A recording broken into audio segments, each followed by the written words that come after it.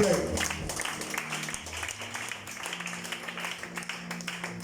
Alléluia. Acclame encore pour Jésus.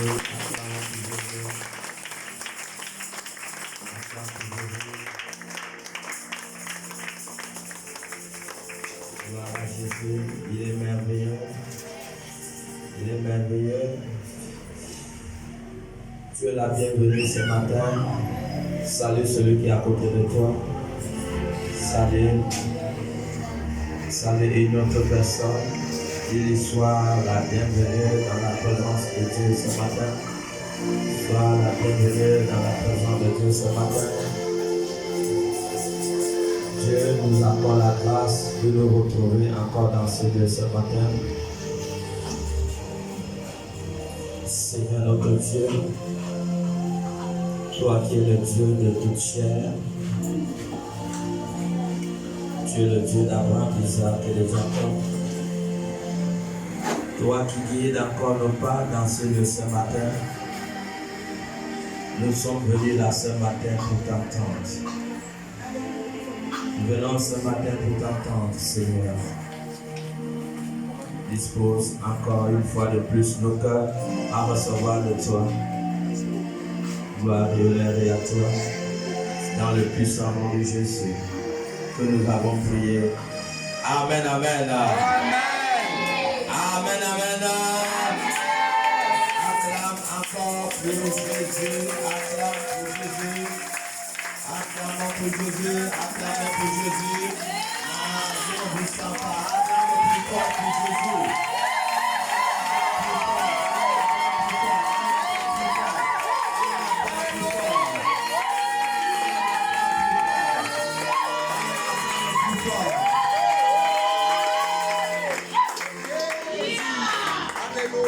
Pour renverser Jéricho, c'était simplement pris d'un cri. Je ne sais pas ce qu'il a renversé la pour Jésus. Pour Jésus.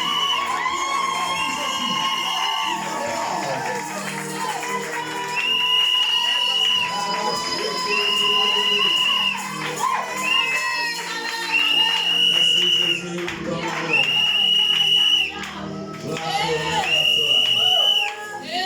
Merci, merci. Amen, amen.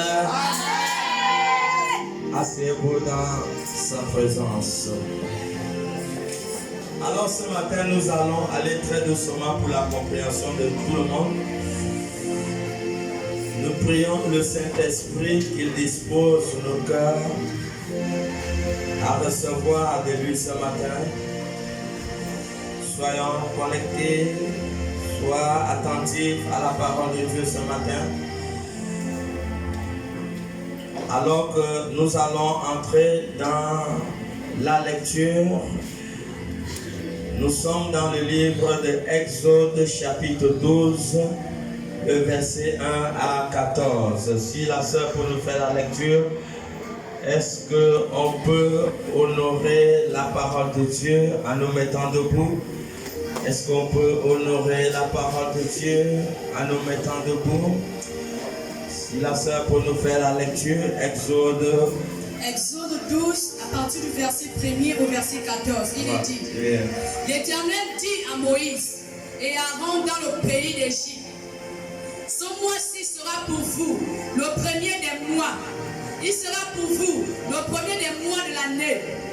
Parlez à toute l'assemblée d'Israël et dites, le 10e jour de ce mois, on prendra un agneau pour chaque famille, un agneau pour chaque maison. Si la maison est trop peu nombreuse pour un agneau, on le prendra avec son plus proche voisin, selon le nombre de personnes.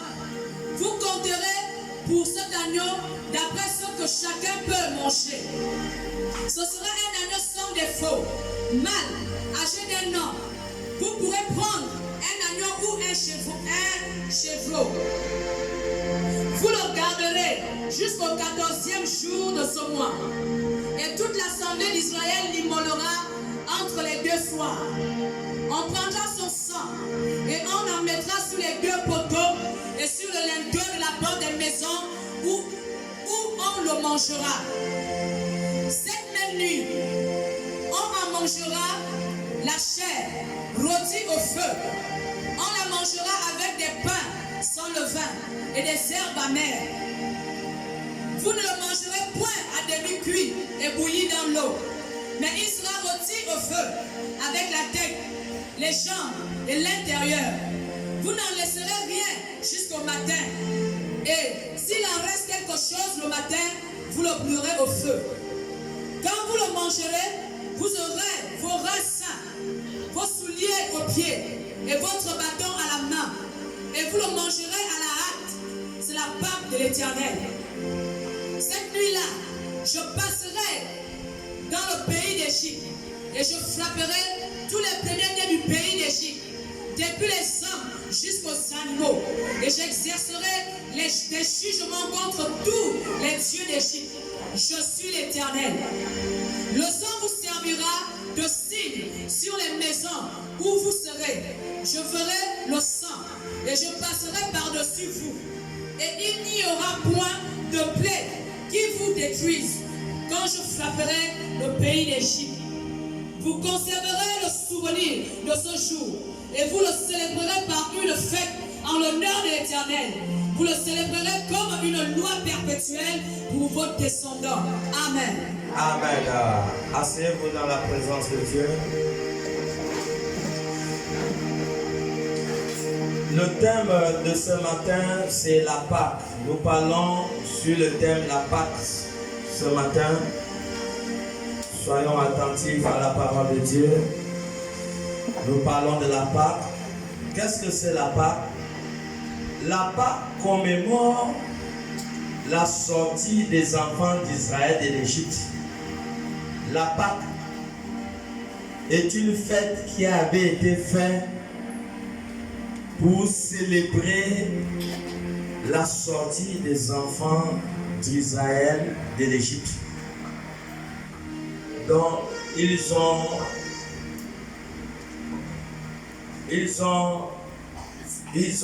représenté cette sortie à travers cette fête qui avait été faite.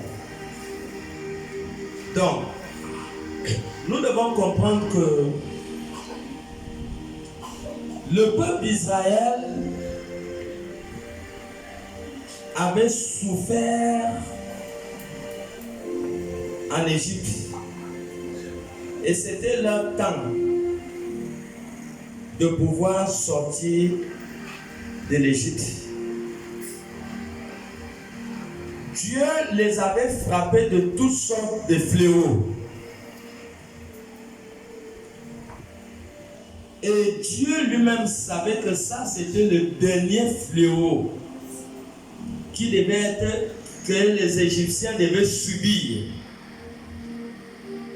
Dieu devait frapper tous les premiers-nés de l'Égypte, afin que Pharaon puisse laisser le peuple d'Israël retourner dans leur terre natale. Voilà pourquoi cette fête avait le nom de la Pâque. Voilà. Nous devons savoir que après la Pâque, Israël est sorti de l'Égypte pour les pays de Canaan. Après la Pâque, lorsque ce peuple a fini de prendre la Pâque, Israël est sorti de l'Égypte. Donc, la Pâque était cette fête qui marquait la fin du règne d'un peuple. Ça marquait la fin du règne d'un peuple.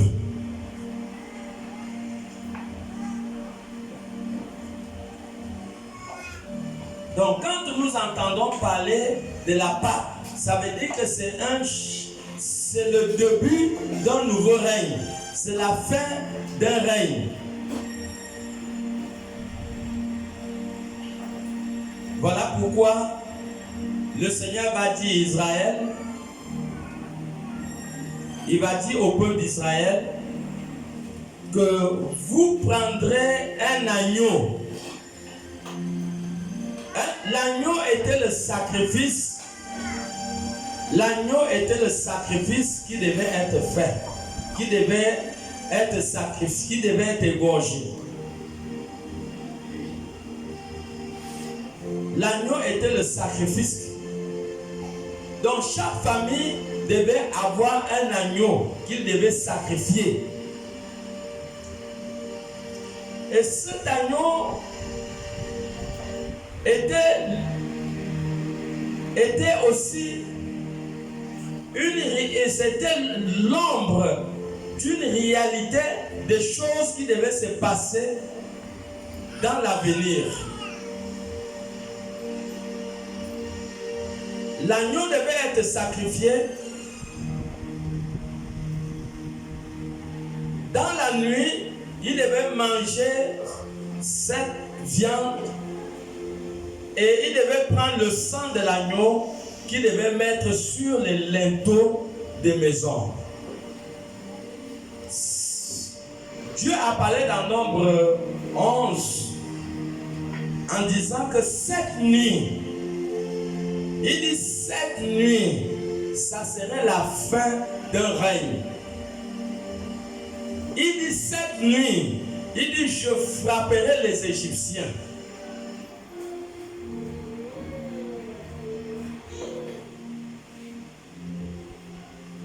Donc, la Pâque en Égypte était une ombre des choses à venir. C'était une ombre des choses à venir. Donc cette Pâque symbolisait au fait une réalité qui devait se passer dans le futur. Cette Pâque était l'image d'une réalité qui devait avoir lieu dans le futur. Voilà pourquoi cette Pâque était beaucoup symbolique. Vous verrez que c'est dans la nuit que ça a été pris. Et Dieu a dit que le sang qui sortira de cet agneau devait être mis sur les linteaux. Pourquoi? Parce que Dieu devait frapper les Égyptiens. Quand Dieu devait passer la nuit, en voyant le sang, il devait épargner toutes les maisons où il y avait le sang sur les linteaux. Donc ce sont des ordres que Dieu avait donnés au peuple d'Israël.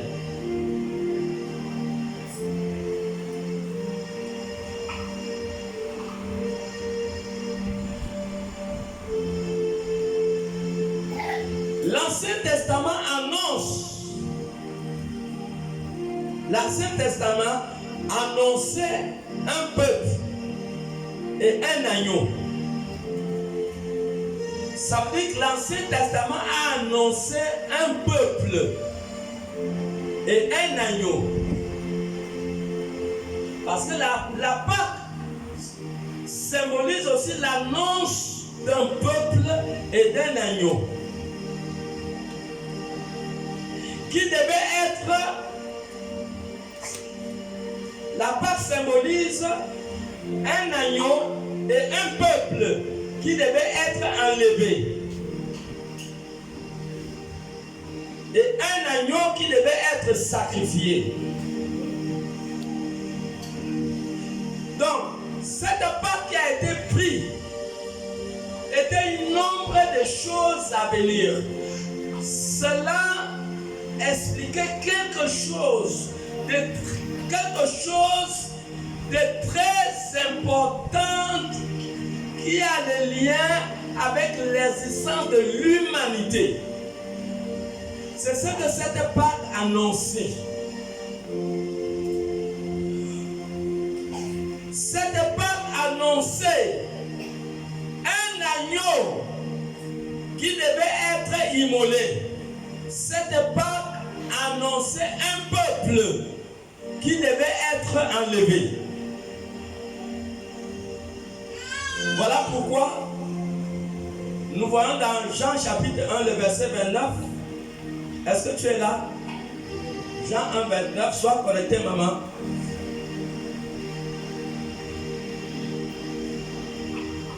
Jean chapitre 1, le verset 29.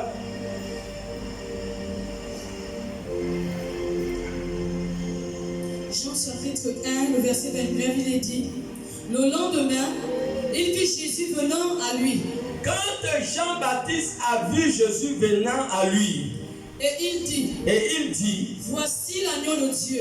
Il dit, voici l'agneau de Dieu qui ôte le péché du monde. Qui ôte le péché du monde.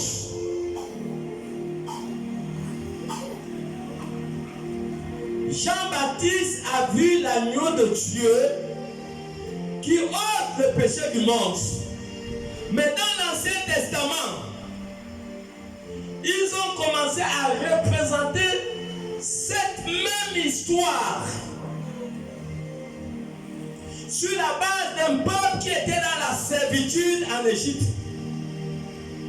Nous devons savoir que l'Égypte est l'image du monde.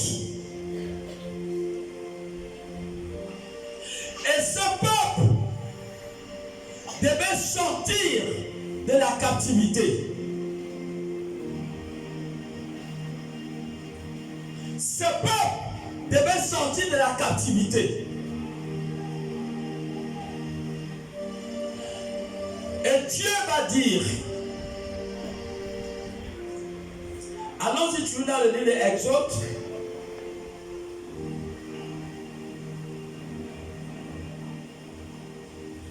Exode chapitre. Regardons d'abord Exode chapitre 11. Commence à lire à partir du premier verset. Je lis la parole de Dieu dans Exode 11, premier verset. Il est dit: l'Éternel dit à Moïse. L'Éternel dit à Moïse: je ferai venir encore une plaie sur Pharaon. Il dit: je vais faire venir encore une plaie sur Pharaon. Et sur l'Égypte. Et sur l'Égypte. Après cela, il vous sera parti d'ici. Écoutons, est-ce que tu es là? Amen. Il dit: je vais encore. Dieu avait déjà frappé l'Égypte. Écoutons bien, l'Égypte est exactement. Pourquoi on parle de l'agneau? Pourquoi on parle de la Pâque dans l'Ancien Testament et dans le Nouveau Testament on parle aussi de la Pâque? Dans l'Ancien Testament on parle d'un peuple qui était en servitude. Dans le Nouveau Testament on parle aussi d'un peuple qui est au milieu de la persécution et des tribulations. Vous voyez? Donc il y avait un dernier coup. Dieu avait déjà menacé Pharaon dans les jours, les mois qui précédaient la sortie des enfants d'Israël de l'Égypte. Dieu les avait déjà frappés de toutes sortes de problèmes. Voilà pourquoi vous pouvez voir sur la terre toutes sortes de problèmes aujourd'hui sur la terre. Si vous entrez dans l'Apocalypse, vous verrez l'accomplissement de tout ce que l'Apocalypse dit, dont les événements actuels sur la terre confirment la révélation du livre de l'Apocalypse, où Dieu déversera des fléaux terribles sur la terre, où les gens devront périr d'une manière terrible. Et c'est cette période que le monde est. Regardez l'image aujourd'hui de la terre. La terre souffre. La terre est les habitants de la terre sont dans une souffrance terrible aujourd'hui. Si vous regardez bien, ces événements correspondent bien aux événements qui étaient liés au dernier moment, les dernières périodes, avant que le peuple sort de l'Égypte, l'Égypte a connu des grands troubles. Et ces troubles venaient de Dieu. C'est Dieu qui les troublait. Et voilà pourquoi, à 7 ans de la fin, le monde sera troublé. Le monde sera menacé à cause de l'incrédulité. Le monde va subir des choses terribles avant que l'Église soit enlevée. Voilà pourquoi Dieu a dit qu'il va frapper Pharaon. Il va frapper l'Égypte d'un dernier fléau. Moïse avait frappé toutes les 9 plaies. Il restait une plaie que Dieu devait frapper l'Égypte pour briser le cœur de Pharaon. Après cette plaie, Pharaon ne pouvait plus maintenir le peuple en captivité en Égypte. Il ne pouvait plus. Et c'est ce que Dieu est en train d'annoncer à Exode 11. Continue la lecture. L'Éternel dit à Moïse, je ferai venir encore une plaie sur Pharaon et sur l'Égypte.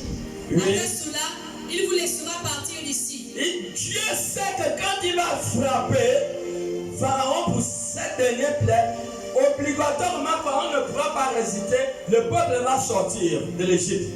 Lorsqu'il vous laissera tout à fait aller, il vous chassera même d'ici. Voilà, oui. Parle au peuple pour que chacun demande à son voisin et à chacune sa voisine des vases d'argent et des vases d'or. Voilà. L'Éternel fit trouver grâce au peuple aux yeux des Égyptiens. Moïse lui-même était très considéré dans le pays d'Égypte. Ok, tu peux t'arrêter là. Donc, un dernier fléau que l'Égypte devait recevoir. Dieu devait frapper tous les premiers-nés de l'Égypte. Et ce phénomène devait avoir lieu à minuit. Exode 12, le verset 29 à 32. À minuit. Ce que Dieu a dit devait maintenant s'accomplir. Oui. Exode 12, verset 29 à 32. Au milieu de la nuit, l'Éternel frappait tous les premiers-nés dans le pays d'Égypte. Dieu a frappé tous les premiers-nés en Égypte. Depuis le premier-né de Pharaon, assis sur son trône, jusqu'au premier-né du captif dans sa prison. Oui. Et jusqu'à tous les premiers-nés des animaux. Pharaon se leva de nuit, lui et tous ses serviteurs et tous les Égyptiens. Et il y eut de grands cris en Égypte, car il n'y avait point de maison où il n'y eut un mort. Dans la nuit même, Pharaon appela Moïse et Aaron. Dans la même nuit, Pharaon, si vous regardez bien, la Pâque a été mangée la nuit. Et quand Dieu, dans Exode 12, là, vous voyez à partir du premier verset, cette Pâque, ils ont mangé ça la nuit. Et Dieu a dit au peuple que lorsque vous allez manger cette Pâque, c'est cette même nuit que vous allez être libérés. Et c'est cette même nuit, quand ils ont mangé la Pâque, l'ange de l'Éternel s'est levé. Et l'ange de l'Éternel a commencé à massacrer tous les premiers-nés de l'Égypte. La parole de Dieu dit qu'il n'y a pas eu une maison où il n'y avait pas de deuil. Il n'y avait pas une maison où il n'y avait pas de deuil. Continuez. Dans la nuit même, Pharaon appela Moïse et Aaron et leur dit. Pharaon n'a pas attendu la journée. C'est dans la même nuit. Pharaon ne pouvait plus résister à ces fléaux. C'est dans la même nuit que Pharaon va appeler Moïse.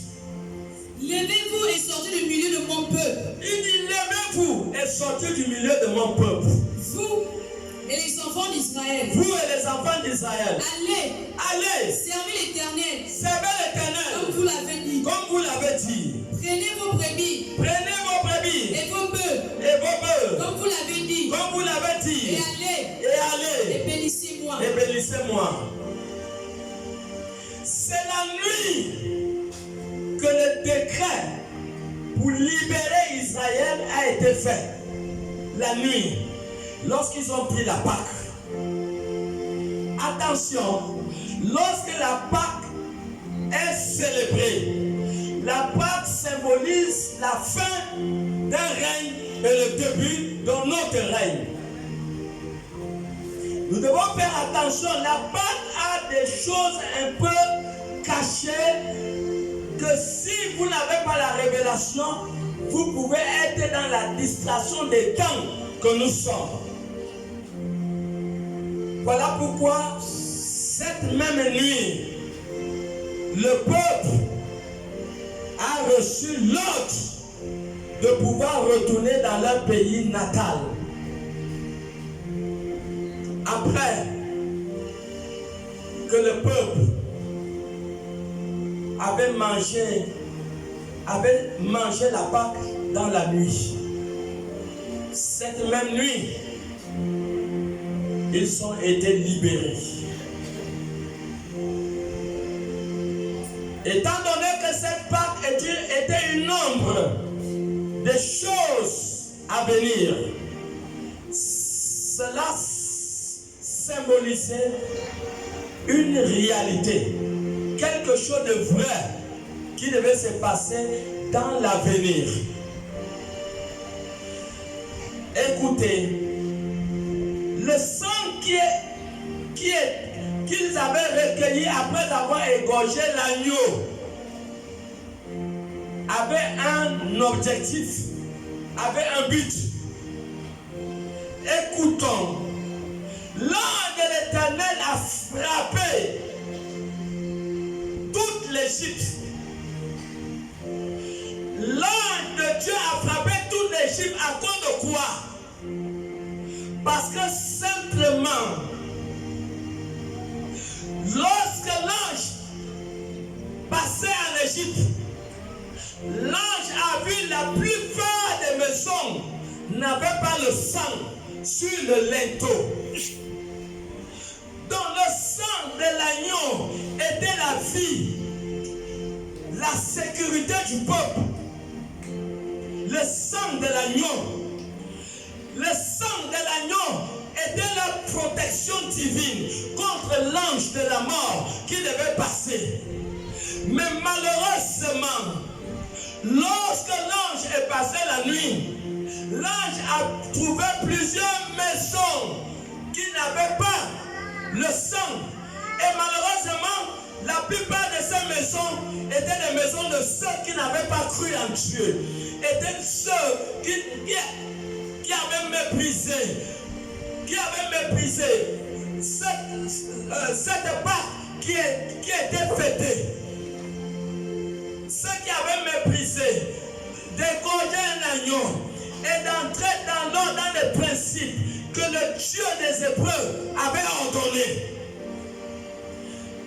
Et ce qui les a coûté la vie, chaque maison avait un mort. Chaque maison avait le deuil. À cause de quoi?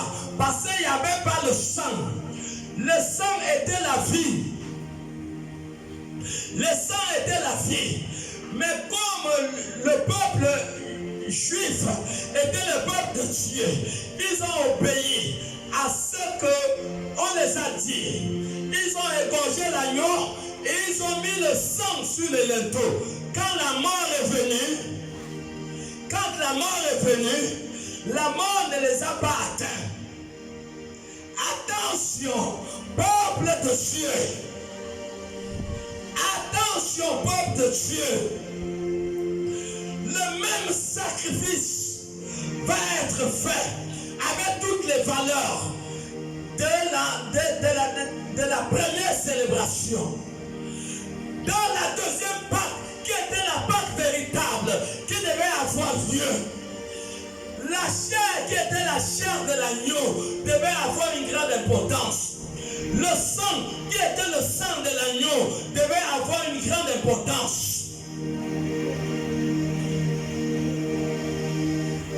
L'Ancien Testament nous a montré le pouvoir du sang.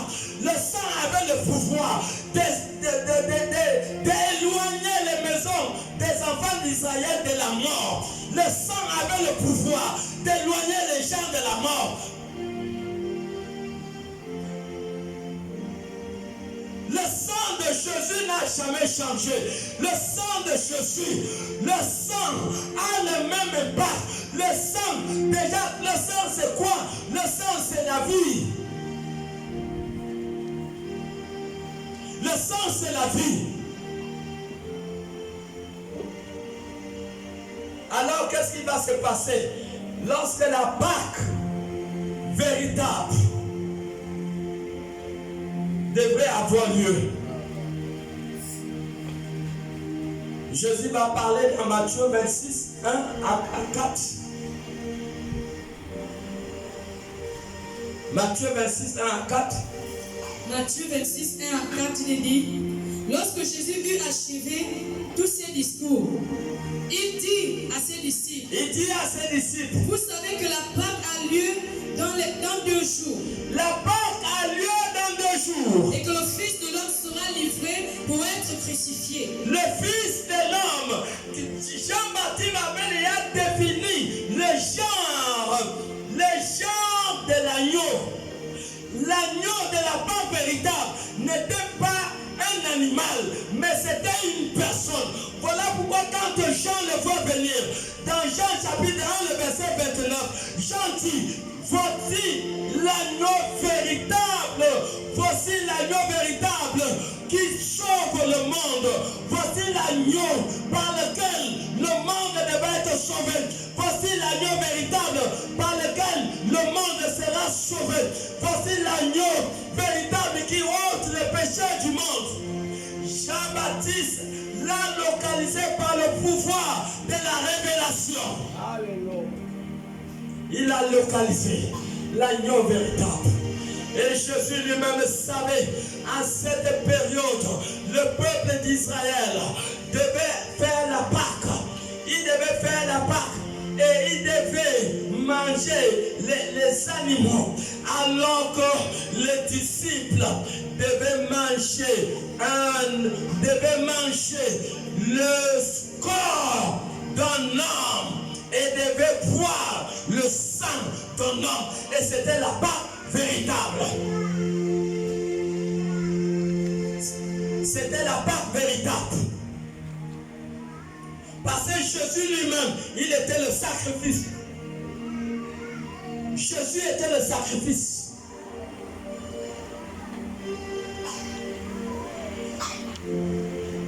Et vous regardez bien dans les Écritures, vous verrez qu'ils ont pris cette même Pâque la nuit. Quelle coïncidence! Continuez. Alors les principautés sacrificateurs et les anciens du peuple se réunirent dans la cour du souverain sacrificateur, oui, appelé Caïphe. Oui. Et ils délibérèrent sur les moyens d'arrêter Jésus par ruse et de le faire mourir. Voilà. Ils se sont arrangés par le moyen par lequel ils devaient faire mourir Jésus. Jésus savait que c'était lui le sacrifice.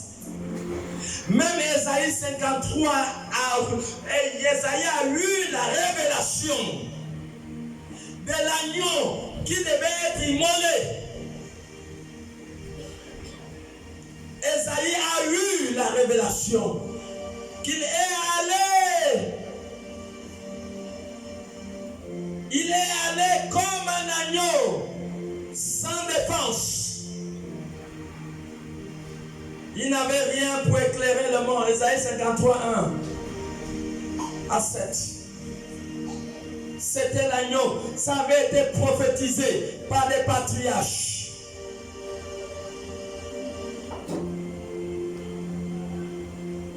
Ésaïe 53, 1 à 7. Ésaïe 53, 1 à 7, il est dit, qui a cru à ce qui nous était annoncé? Qui a cru à ce qui était annoncé?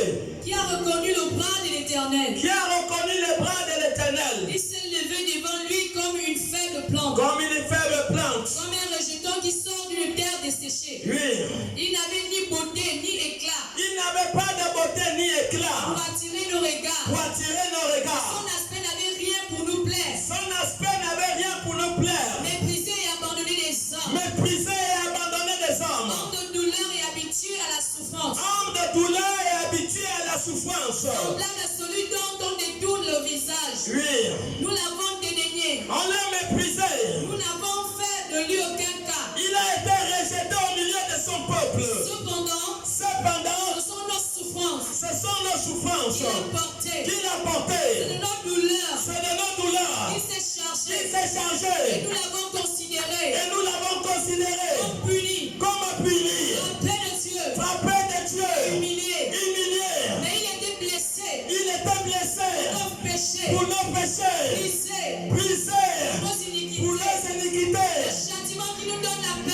punition qui nous donne la paix est tombée sur nous. est tombée sur lui. Et c'est par ses meurtrissures C'est par sa blessure que nous sommes guéris. que nous sommes guéris. Nous étions tous errants, Nous étions tous errants, comme des brebis. comme des brebis. Chacun suivait sa propre voie. Chacun suivait sa propre voie. Et l'Éternel avait retombé sur lui. L'éternel a fait retomber sur lui L'iniquité de nous tous. l'iniquité de nous tous. Il a été maltraité, Il a été maltraité, opprimé. réprimé. Et il n'a pas ouvert la Il bouche. n'a point ouvert la bouche. Semblable à un agneau Oui, qu'on mène à la boucherie. comme un agneau qu'on mène à la boucherie. À une brebis muette. À une brebis muette Devant ceux qui l'attendent. devant ceux qui Il l'attendent. n'a point ouvert la bouche. Il n'a point ouvert la bouche. Il était l'agneau annoncé par les patriarches. L'agneau qui devait être immolé. C'était lui. Alors tout Israël est en train de préparer la Pâque. C'était une Pâque pas comme les autres.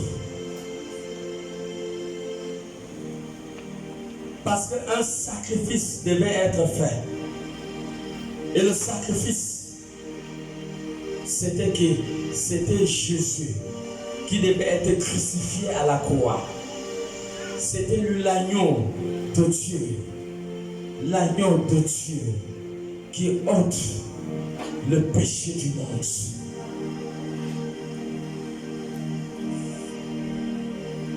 Matthieu 26, partie du verset 26. C'était lui l'agneau qui ôte le péché du monde. Matthieu 26, à partir du verset 26, il est dit: pendant qu'il mangeait, Jésus prit du pain et après avoir rendu grâce, il le rompit et le donna aux disciples. Il le donna aux disciples En disant, prenez, mangez, ceci est mon corps. Il dit ceci est mon corps. Il prit ensuite une coupe. Vous voyez, ils sont en train de prendre la Pâque. Jésus bénit le pain. Il dit aux disciples, ceci est mon corps, mangez. Et ils ont pris et ils ont mangé. Continue. Il prit ensuite une coupe. Il prit une coupe.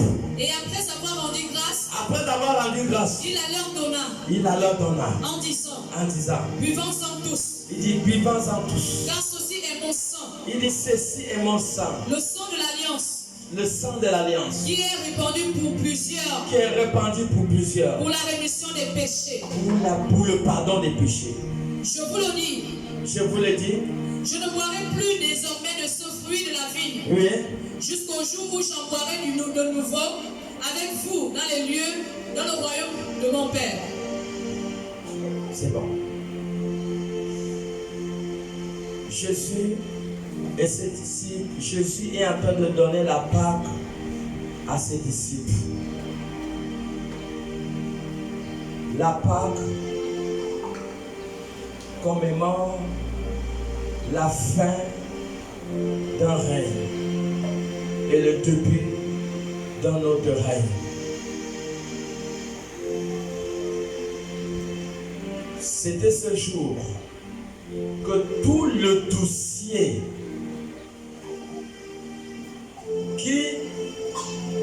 qui atteste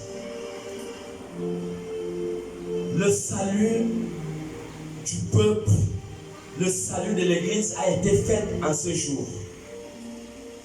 Le dossier a été rempli.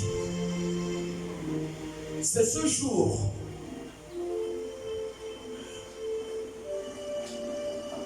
que l'ordre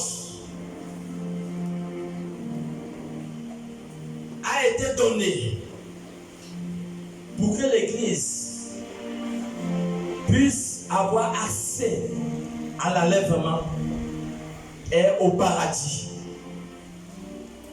Tout le dossier avait été fait. Parce que vous remarquerez que quand Jésus a remis l'Esprit à Dieu, Jésus a dit sur la croix que tout est accompli. Lorsque cette Pâque a été mangée, Tout a été fait.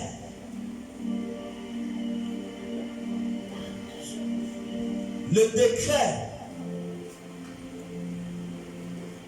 pour l'ouverture de la porte du ciel a été ouvert à ce jour. Le décret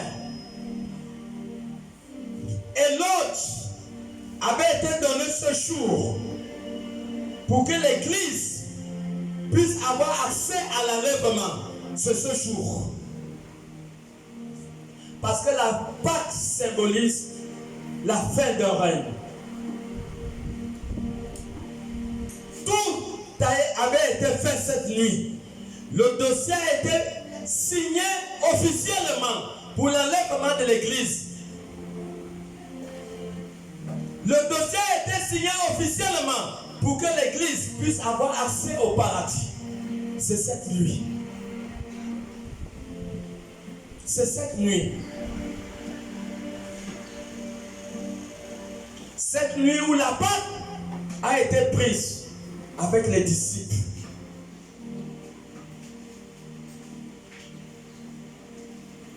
Mes amis, vous savez bien que c'est cette même nuit, quand les enfants d'Israël ont mangé la Pâque dans Exode 11, Dieu a dit que cette même nuit, même dans Exode 12, à partir du premier verset, il dit, lorsque vous allez immoler la Pâque, cette même nuit, vous allez sortir de l'Égypte.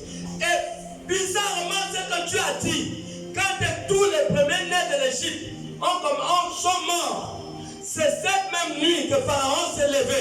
Et Pharaon a donné le décret pour que le peuple puisse sortir de l'Égypte. Donc le décret de l'enlèvement a été donné ce jour. Lorsque Jésus et les disciples ont pris la Pâque, c'était l'ombre des choses à venir. Ce qui s'était passé dans l'Ancien Testament, c'est ce que nous voyons maintenant dans son accomplissement. Dans cette même nuit que Jésus avait donné la Pâque à ses disciples, que Jésus avait pris la Pâque avec ses disciples, c'est cette même nuit.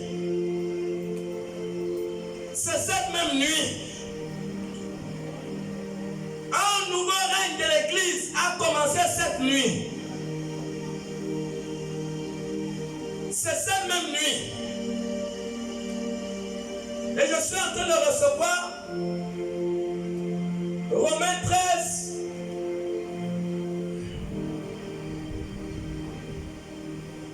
Romains 13, 11 à 12.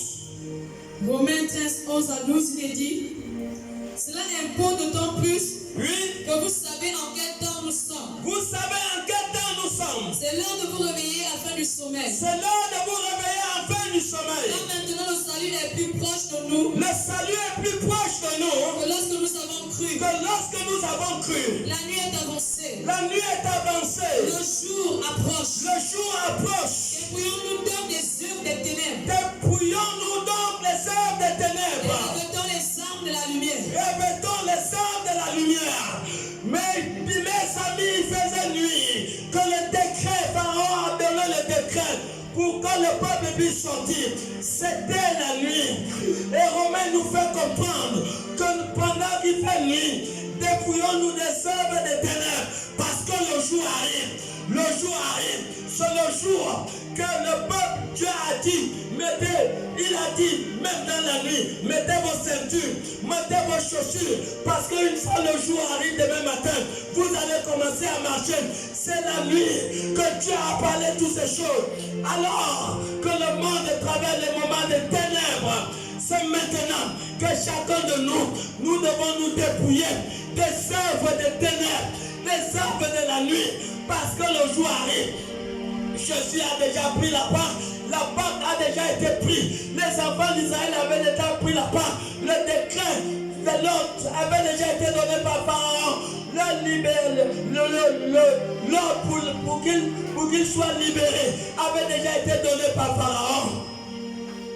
Le même ordre a été donné plus de 2000 ans aujourd'hui.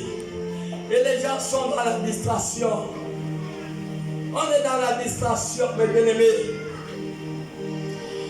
Dieu va punir le monde. Il n'y a pas une maison. Exode 12. Regarde, c'est pas si c'est le verset 20, combien? Il dit, il n'y a pas une maison où il n'y avait pas de deuil. Je ne sais pas si c'est le verset 30. Exode 12, le verset 30. Il n'y a pas une maison où il n'y avait pas de deuil, où il n'y avait pas de cris, où il n'y avait pas de pleurs. Exode 12, le verset 38.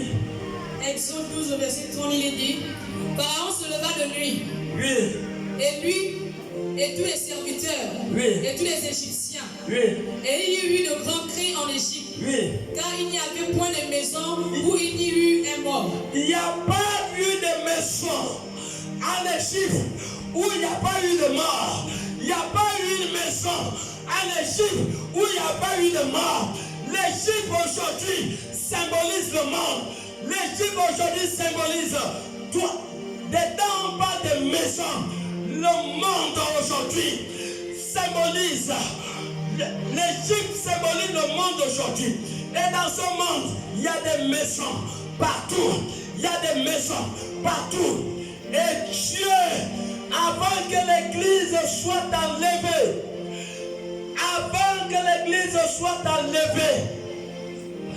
Dieu va frapper le monde.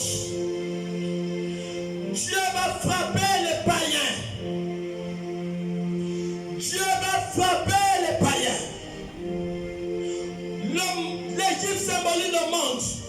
Aucune maison dans l'Égypte où on n'a pas constaté de mort ou de pleurs. Étant donné que c'était un nombre de choses à venir et qu'aujourd'hui, hier c'était l'ombre, aujourd'hui nous sommes dans la réalité. Les deuils que vous voyez, il n'y a encore rien. Mais chaque maison d'un païen sur la planète Terre va devoir expérimenter des deuils avant l'enlèvement de l'Église. Chaque maison de païens sur la terre, le deuil va frapper. Le deuil, Dieu a utilisé le deuil pour briser l'orgueil de Pharaon. Et c'est la mort qui va briser l'orgueil de ceux qui sont orgueilleux, de ceux qui méprisent Dieu. Dieu va utiliser la dernière cartouche qui est la mort. La mort va frapper dans toutes les maisons des païens qui ont négligé Dieu, qui ont méprisé Dieu, ceux qui ont pris la décision de ne pas mettre les pieds dans la maison de Dieu, dans l'église.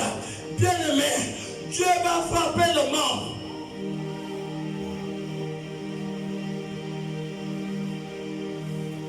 Le deuil que vous voyez, mes bien-aimés, ça c'est rien. Quand vous verrez la mort augmenter, bien mais que chacun se dépouille des œuvres des ténèbres. Ça veut dire que nous sommes à une heure dangereuse où l'Église va être enlevée.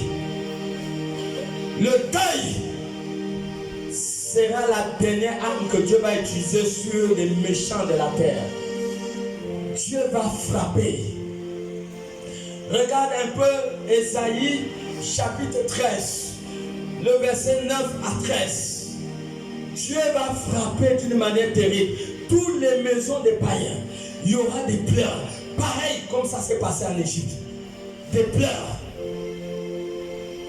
Ésaïe 13, 9 à 13. 9 à 13, il est dit, voici, le jour de l'Éternel arrive. Le jour de l'Éternel arrive. Jour cruel. Jour cruel. Jour de colère. Jour de colère. De grande fureur. De grande fureur. Qui réduira la terre en solitude. Ça va réduire la terre en solitude. Et en exterminera les pécheurs. Et en exterminera les pécheurs. Car les étoiles des cieux. Les étoiles des cieux. Et leurs astres. Et leurs astres. Ne fera plus briller leur lumière. Les luminances dans le ciel ne vont plus briller. Dieu va enlever son soleil. Dieu va enlever ses étoiles. Lorsque l'église va être enlevée, Dieu, le soleil de Dieu, les païens ne seront pas bénéficiaires de ce soleil. Ils devront expérimenter ce qu'on appelle les ténèbres. C'est ce qui est écrit. Continue. Le soleil s'obscurcira. s'obscurcira. Le soleil va s'obscurcir. Dès son lever. Dès son lever. Et la lune. Ne fera plus luire sa clarté. La lune ne donnera plus sa lumière. Je punirai le monde. Je punirai le monde. Pour sa malice. Pour sa malice. Et les méchants. Pour leurs iniquités. Pour leurs iniquités. Je ferai cesser. L'orgueil des hautains. J'abattrai l'arrogance des tyrans. Je rendrai les hommes. Plus rares. Que leurs fins. Je les rendrai plus rares. Que l'or de fil. C'est pourquoi. Je prendrai les cieux. Et la terre sera secouée. Sur sa base. La colère de l'Éternel des armées. Au jour de son ardente colère. Dieu va frapper le monde à cause d'une seule chose. Parce qu'ils ont rejeté le Seigneur de gloire. Ils ont rejeté le Seigneur de gloire. Voilà pourquoi Dieu va punir le monde. Mes chers amis, attention. Quand l'ange de la mort a commencé à frapper, l'ange de la mort ne frappait pas dans toutes les maisons. L'ange de la mort frappait dans des maisons uniques. Les maisons qui n'avaient pas le signe du sang sur le linteau. Les maisons qui n'avaient pas le signe du sang.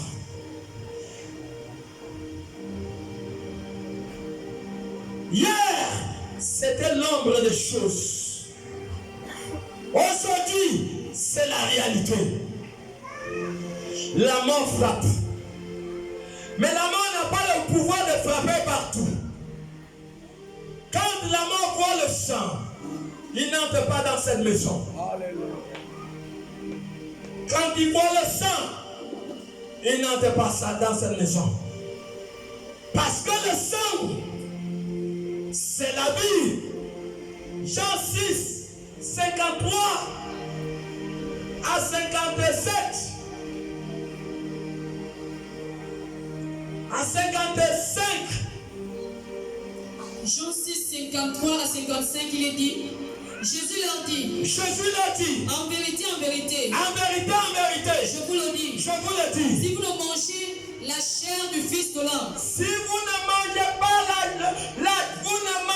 la chair de Jésus.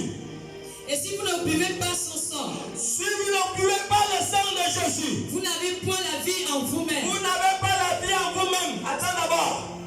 Parce que quand l'ange vient, l'ange n'entre pas dans la maison où il y a la vie. Il voyait le sang sur les linteaux et il n'entrait pas. Hier, c'était l'ombre des choses.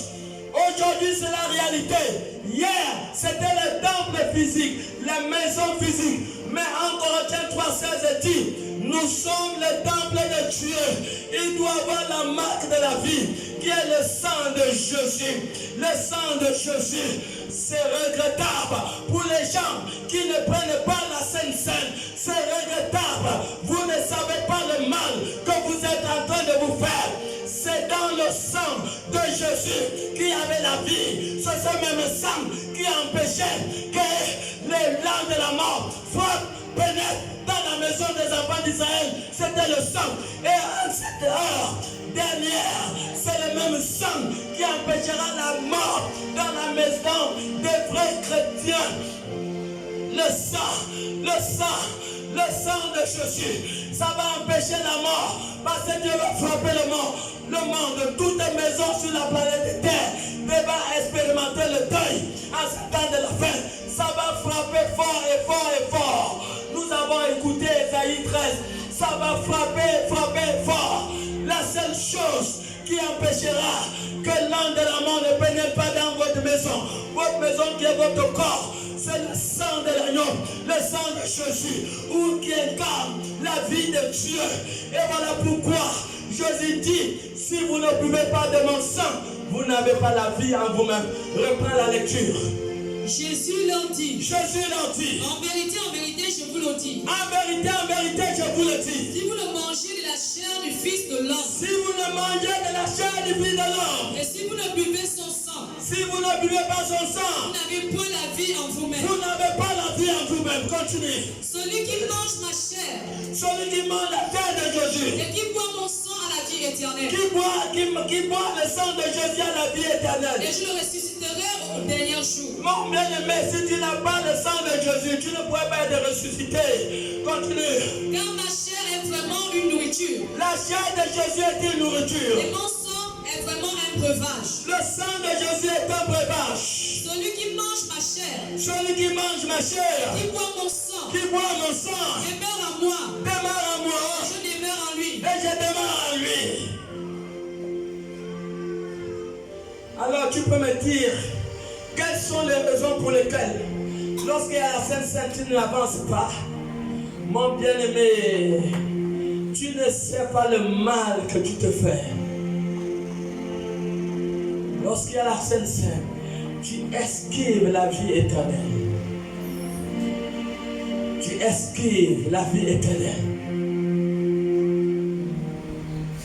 L'agneau a été immolé. Le règne de Christ a déjà commencé depuis sa mort. Et nous sommes à l'attente de retourner dans notre terre natale, exactement comme Israël l'a fait. L'apostasie est là. Il y a beaucoup de grandes églises qui participent avec le diable. Attention. Faites très attention. C'est devant nos yeux depuis. Maintenant, aujourd'hui, on commence à découvrir ces choses. Ça veut dire que nous sommes en retard dans la découverte, dans la compréhension. Nous disons que l'apostasie arrive encore. Regardez, 2 Thessaloniciens 2:9. Vous allez voir que l'apostasie est déjà là. Il y a beaucoup des églises qui opèrent avec la puissance de Satan. Ils opèrent des miracles avec la puissance de Satan. Ne suivez jamais les miracles. Suivez la parole de Dieu. Parce que plusieurs miracles ont pour source le diable. Même le diable aussi fait des miracles. Quelqu'un comprend? Oui, 2 Thessaloniciens 2:9, à partir du verset 9. 2 Thessaloniciens 2:9, il est dit: l'apparition de cet impie se fera. Lis avec vivacité, reprends la parole, maman. L'apparition de cet impie se fera. L'apparition de cet impie se fera par la puissance de Satan. Par la puissance de Satan. Avec toutes sortes de miracles. Avec toutes sortes de miracles. De signes. Et de prodiges mensongers. Et de prodiges mensongers. Et avec toutes les séductions de l'iniquité. Avec toutes les séductions de l'iniquité. Pour ceux qui périssent. Parce qu'ils n'ont pas reçu l'amour de la vérité. Ils n'ont pas reçu l'amour de la vérité. Pour être sauvés. Pour être sauvés. Suivez la parole. Ne suivez pas les prophéties. Les prophéties peuvent se tromper. Les prophètes, la plupart des prophètes ont participé avec le diable. Ça ne veut pas dire qu'il y a des vrais prophètes. Il y a des vrais, mais ils sont rares. Quelqu'un me comprend? Il y a des grandes églises qui sont vraies, mais la plupart ont participé avec le diable. Faites attention, ne pas suivre des miracles n'importe comment. Parce que l'apostasie est déjà là. Nous avons ignoré, nous avons cru, nous avons été aveuglés. L'aveuglement dans ta tête prolonge l'enlèvement loin. Tu te dis que c'est encore loin, alors que tout ce que les Écritures ont prédit se passe devant nous. Depuis je reçois Matthieu 24, le verset 11 et le verset 24 aussi. Hein? Tu comprends? Ces choses sont déjà là devant nous. Des faux prophètes. Ça ne veut pas dire qu'il y a des vrais prophètes, que tous sont des faux prophètes. Il y a des vrais prophètes, mais ils sont là. Oui. Plusieurs faux prophètes s'élèveront. Et séduiront beaucoup de gens. Verset 24. Au verset 24, il est dit: car il s'élèvera le faux Christ. Comment dans un chapitre, on répète la même chose deux fois? Ça veut dire qu'il c'est sérieux. Il s'élèvera de faux Christ. Et de faux prophètes. Ils feront de grands prodiges. Des miracles. Vous comprenez? Les faux prophètes qui ont participé avec le diable. Si vous suivez la prophétie, vous suivez les miracles sataniques, vous êtes perdus. Déjà, Dieu a aveuglé, puisqu'ils ont refusé la vérité, Dieu a aveuglé l'intelligence. 2 Thessaloniciens 2, il y a à partir du verset 10, vous allez voir que comme ils ont refusé la vérité, Dieu les a livrés dans leur aveuglement. Donc si tu refuses la vérité, l'esprit d'aveuglement te colle automatiquement. Oui. 2 Thessaloniciens 2, 10, il est dit. Oui. Et avec toutes les séductions de l'iniquité. Toutes les séductions de l'iniquité. Pour ceux qui périssent. Pour ceux qui périssent. Parce qu'ils n'ont pas reçu l'amour de la vérité. Ils n'ont pas reçu l'amour de la vérité. Pour être sauvés. Pour être sauvés. Aussi Dieu leur envoie une puissance. Dieu les envoie une puissance. D'égarement. Pour qu'ils croient au mensonge. Pour qu'ils croient au mensonge. Afin que tous. Ceux qui n'ont pas cru. À la vérité. Mais qui ont pris le plaisir à l'injustice. Ils ont pris le plaisir à l'injustice. Soient condamnés. C'est ce que la Bible dit. Ils ont refusé la vérité pour suivre les prophéties. Dieu les livre dans une puissance d'aveuglement pour que Dieu les tue au dernier moment. Alors tant pis pour toi si tu ne cherches pas la vérité. Si tu cherches les prophéties. La prophétie, la plupart des prophéties ont pour source démoniaque. Il y a des vrais prophètes, je le répète. Mais la plupart des prophètes sont des faux. Ils sont là pour l'argent. Pour l'honneur. Pour la gloire de leur vente.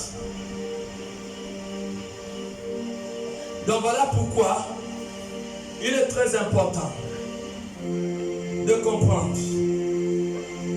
En ce temps, vous remarquez bien, quand le décret avait été donné par Pharaon, c'est lui-même qui a dit Israël partez. Derrière, il a changé d'avis, il a commencé à persécuter, à suivre encore les enfants d'Israël. C'est la même chose. Tous les papiers sont signés officiellement.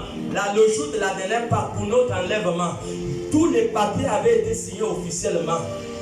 Toutes les portes sont ouvertes pour que nous puissions être enlevés et hériter le paradis avec Jésus. Mais avant que l'église soit enlevée, les rois de la terre vont se lever. Les gens vont se lever pour persécuter l'église. Mais nous ne devons pas nous en faire. Parce que Dieu avait envoyé l'ange qui avait protégé Israël jusqu'à la traversée de la mer Rouge. C'est la même chose que Dieu va déléguer son ange pour protéger son église avant son enlèvement. Nous lisons un dernier verset biblique. Vous allez voir que les rois de la terre vont combattre non seulement l'église, mais ils vont combattre quand Jésus-Christ viendra avec les anges. Les rois de la terre vont se lever pour combattre contre Jésus quand Jésus viendra dans le ciel. Mais Jésus va les anéantir. Jésus va les anéantir. Comment ils peuvent oser combattre contre Jésus avec ses ans quand Jésus paraîtra dans le ciel? Ils ont quelle force pour combattre contre Jésus? Mais pourtant ils le feront.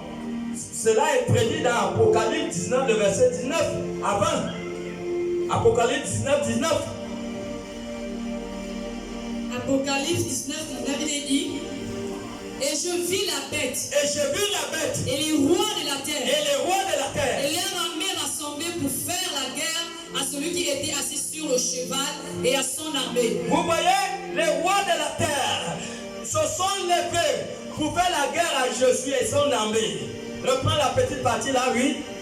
Reprends, oui. Et je vis la bête. Je vis la bête. Et les rois de la terre. Et les rois de la terre. Et leur armée. Et leur armée. Rassemblés pour la guerre. Rassemblés pour la guerre. À celui qui était assis sur le cheval. À celui qui était assis sur le cheval. Et à son armée. Et à son armée.